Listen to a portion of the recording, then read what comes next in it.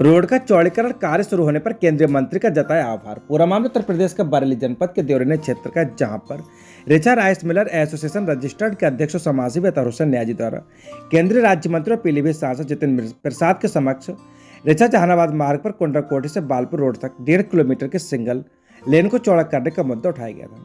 इसका कार्य शुरू हो गया है। गौरतलब है कि अतहर हुसैन न्याजी ने केंद्रीय मंत्री से मांग की थी कि ये रोड चौड़ा कर दिया जाए। इस रोड से धान और चावल की गाड़ियां गुजरती है। इस 1.5 किलोमीटर के सिंगल लेन पर साइड लेना भी मुश्किल है और गड्ढे भी तमाम थे, लेकिन केंद्रीय मंत्री जितिन प्रसाद ने न्याजी की बात का संज्ञान लिया और उनके प्रतिनिधि रवि मल्होत्रा द्वारा अवगत कराया गया था कि ये रोड का चौड़ीकरण पास हो गया। वहीं अतहर हुसैन रवि ने मल्होत्रा से मुलाकात कर केंद्रीय मंत्री का आभार भी जताया था। वहीं शुक्रवार को रिचा जहानाबाद मार्ग पर बालपुर से कुंडरकोटी तक रोड का चौड़ीकरण कार्य का शुरू हो चुका है, जो उम्मीद है कि जल्द ये रोड डबल लेन हो जाएगा और चौड़ा होने से मिलर्स के साथ साथ आम लोगों को भी काफी सहूलियत होगी। सच से कनेक्शन के लिए bureau report Harish Gangwar, Deoria. Court के आदेश पर दर्ज हुआ मुकदमा। पति की मौत के बाद न्याय के लिए भटक रही थी पीड़िता, पुलिस ने नहीं की थी सुनवाई। पूरा मामला उत्तर प्रदेश के बरेली जनपद के बहेड़ी क्षेत्र का, जहां पर सुकोटिया याकूबगंज में हुई संदिग्ध मौत के मामले में आखिरकार कोर्ट के आदेश पर मुकदमा दर्ज हो गया है। पीड़िता मुन्नी पति शरीफ अहमद ने अपने पति की हत्या की आशंका जताते हुए कोतवाली से लेकर वरिष्ठ पुलिस अधीक्षक तक गुहार लगाई, लेकिन पुलिस ने कोई सुनवाई नहीं की। आखिरकार कोर्ट में अर्जी देने के बाद न्याय की उम्मीद जगी और पुलिस ने मामला दर्ज कर लिया। पीड़िता के मुताबिक उसकी बेटी ने 23 मार्च 2024 को गांव के नसीम और मुस्तकीम के खिलाफ कोतवाली बहेड़ी में एक मुकदमा दर्ज कराया था। इस घटना के बाद आरोपी पक्ष के लोग पीड़िता के परिवार से रंजिश मानने लगे और लगातार धमकियां देने लगे। 26 मार्च 2024 की रात करीब 9:30 बजे आरोपियों नन्हे और बाबू, मोहम्मद उमर और कलुआ, रईस अहमद और राजू ने पीड़िता के घर में घुसकर मुन्नी और उसकी बेटी आरफा के साथ मारपीट की।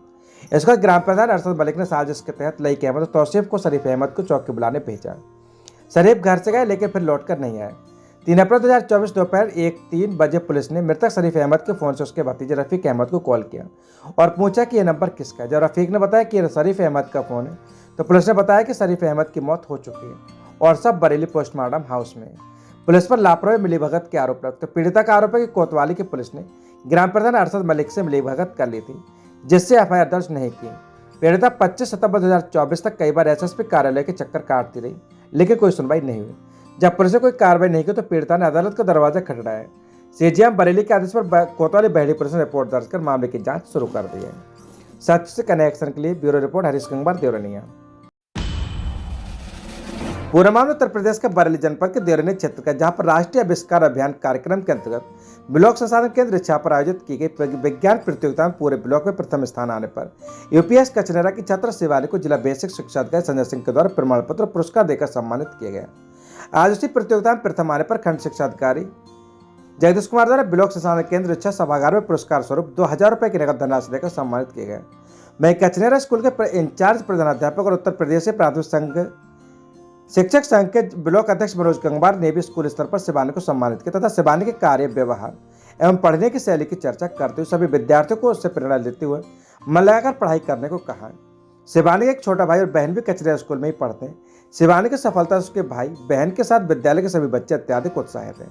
ऐसे विज्ञान प्रतियोगिता में द्वितीय स्थान पर रही उच्च प्राथमिक विद्यालय मंगतपुर की छात्रा को भी 2000 रुपये की धनराशि देकर सम्मानित किए गए। इस अवसर पर प्राथमिक शिक्षक संघ के जिला मंत्री उच्च प्राथमिक विद्यालय मंगतपुर के गणित विशेषज्ञ बलबीर सिंह ने दोनों तेजस्वी बच्चों की तीव्र बुद्धि की प्रशंसा की। इसके साथ ही ब्लॉक मंत्री तपन सिंह मौर्य, प्रमोद गंगवार, हरीश गंगवार, सदाकत हुसैन, अनुज वीर गंगवार, सत्यपाल गंगवार, मोर किशोर मौर्य, जगमोहन सिंह, शशि गंगवार, भारती पंडित, जगदीश गंगवार, महेश पाल आदि ने पुरस्कृत विद्यार्थियों को उज्जवल भविष्य की कामना करते हुए शुभकामनाएं दी। सच से कनेक्शन के लिए bureau report Harish Gangwar, Deoria. Jail भेजने की धमकी देकर दरोगा ने 8 रुपये, एसएसपी से शिकायत। पूरा मामला उत्तर प्रदेश के बरेली जनपद के देवरिया क्षेत्र का, जहां पर एक बार फिर कोतवाली देवरिया पुलिस सुर्खियों में आई है।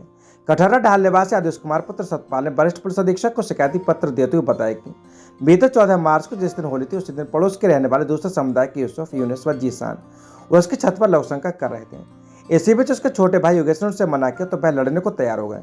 आरोप है कि तभी योगेश ने गाली दे दी, जिसकी रिकॉर्डिंग विपक्ष के उक्त लोगों ने अपने मोबाइल में कर ली और देवरिया पुलिस को शिकायती पत्र देते हुए रिकॉर्डिंग दी, जिस पर कोतवाली के उप निरीक्षक कमल किशोर ने योगेश को कठहरा ढाल से 4 पहिया वाहन में बिठाकर कोतवाली ले गए थे। आरोप है कि इस दौरान उप निरीक्षक कमल किशोर विपक्षी के शिकायती पत्र पर शिकायत करता व उसके भाई योगेश को जेल भेजने की धमकी देने लगे, जबकि शिकायतकर्ता आदेश कुमार घटनास्थल पर मौजूद भी नहीं थे।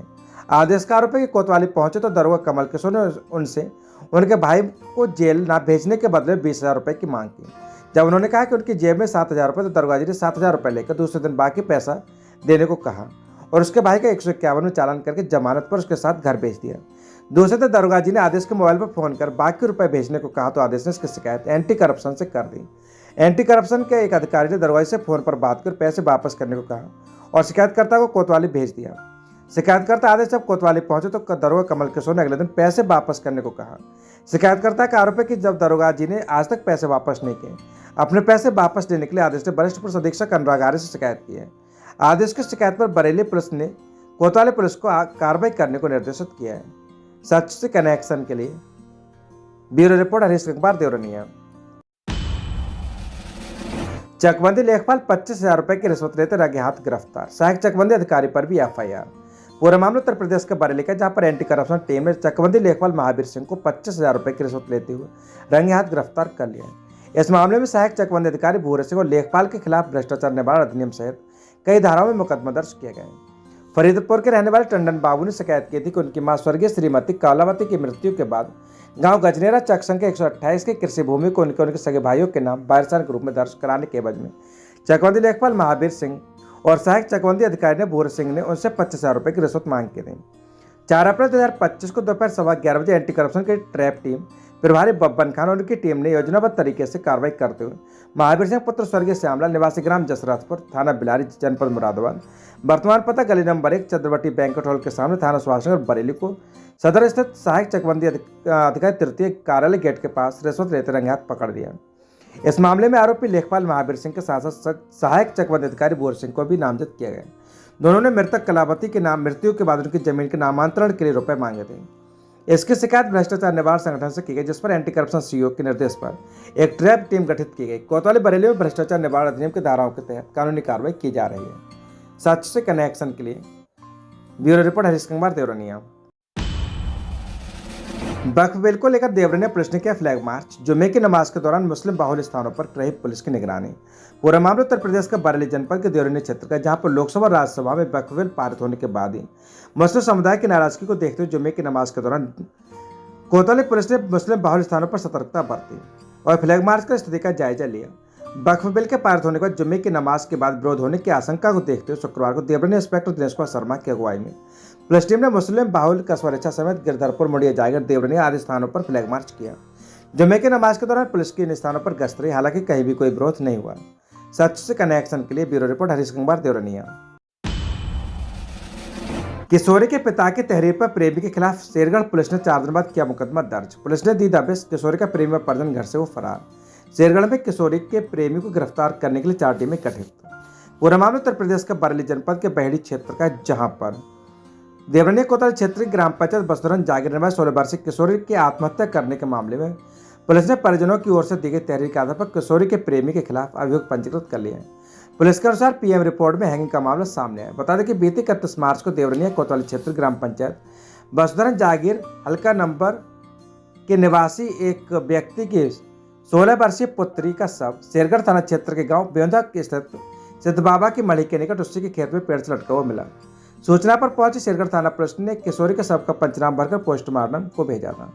दोपहर दिन शुक्रवार में मृतका किशोरी के पिता अपनी बड़ी बेटी के साथ थाना पहुंचे। मृतका किशोरी के प्रेमी कपिल गंगवार पर आत्महत्या को उकसाने एवं तंग करने का आरोप लगाया। पुलिस को तहरीर दी गई। पुलिस को दी तहरीर में पिता का आरोप है कि ग्राम पंचायत बसुधरा जागीर निवासी कपिल गंगवार की उनकी बेटी से मोबाइल पर बात होती थी। उन्होंने बताया कि उनकी बेटी 11वीं की छात्रा जो बरेली शहर के एक स्कूल में अध्ययनरत है। पिता के मुताबिक यह सिलसिला करीब 4 साल चल रहा था, लेकिन परिवार को दोनों के बीच प्रेम प्रसंग की जानकारी बीते 1 साल पहले हुई। मामला एक ही बिरादरी का होते के चलते दोनों के बीच विवाह को लेकर बात तय हुई थी। इसी बीच प्रेमी कपिल गंगवार शादी करने को तैयार हो गए, लेकिन बाद में करीब 1 माह पहले शादी से मुकर गया। आरोप है कि प्रेमी कपिल गंगवार ने उसकी जमीन अपने नाम कराने की मांग करते हुए विवाह करने से इनकार कर दिया। कहा पहले जमीन नाम कर उसके बाद विवाह करेंगे, जिसको लेकर उसकी बेटी और उसके प्रेमी कपिल गंगवार का आपस में झगड़ा हुआ। वह बेटी को अत्यधिक तंग करता था। उसकी बेटी उससे बात होती थी, लेकिन उसकी पत्नी आंखों से न दिखाई देने का देख नहीं पाती थी, लेकिन सुनती सब कुछ थी। पिता का आरोप है कि इस दौरान शादी का जहाज देकर उसकी बेटी से मोटी रकम भी ऐठी गई। उन्होंने बताया कि उनकी बड़ी बेटी फिरोजाबाद में एक निजी चिकित्सालय में नर्स है। जो बहन को पैसा भेजती थी। थाने पहुंची किशोरी की बहन ने बताया कि उसकी मां को आंखों से अंधी है। प्रेमिक कपिल ने उसका नाजायज फायदा उठाकर उसकी बहन को आर्थिक तंग किया और आत्महत्या करने को मजबूर किया। इसे तंग आकर उसकी बहन ने फांसी का फंदा लगाकर आत्महत्या कर ली। उसका कोई भाई भी नहीं है, केवल 2 बहनें थी जो उसका साथ छोड़ गई। उसके पिता खेती बाड़ी कर परिवार का भरण पोषण करते हैं। इधर किशोरी का तीजा होने के बाद दिन शुक्रवार को मृतका किशोरी के पिता अपनी बड़ी बेटी के साथ थाना पहुंचे और 16 वर्षीय किशोरी के प्रेमी के खिलाफ नामजद तहरीर देते हुए कार्रवाई की मांग की। पुलिस ने किशोरी के प्रेमी कपिल गंगवार के खिलाफ मुकदमा पंजीकृत कर जांच शुरू कर दी है। थाना अध्यक्ष आशुतोष द्विवेदी ने बताया कि पीएम रिपोर्ट में मामला हैंगिंग का है। परिजनों की ओर से दी गई तहरीर के आधार पर रिपोर्ट दर्ज कर ली गई। मामले में विधिक कार्रवाई की जा रही है। सच से कनेक्शन के लिए ब्यूरो रिपोर्ट हरीश गंगवार, देवरनिया।